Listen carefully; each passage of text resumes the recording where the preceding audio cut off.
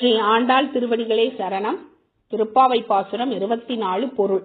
மகாபலி இந்த உலகத்தை கைப்பற்றிய காலத்தில் இதை 3 அடிகளால் அளந்து உன்னுடையது என்று உணர்த்தியவனே, உன் திருவடிகளுக்கு வணக்கம்.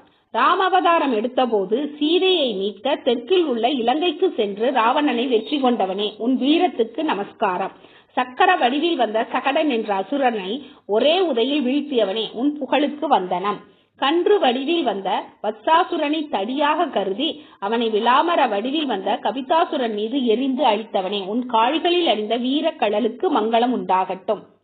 கோவர்தனகிரியை குடையாக்கி ஆயர்குலத்தவரை இந்திரன் அனுப்பிய மழையில் இருந்து காத்தவனே, உன் இரக்க குணத்துக்கு தலைவணங்குகிறோம்.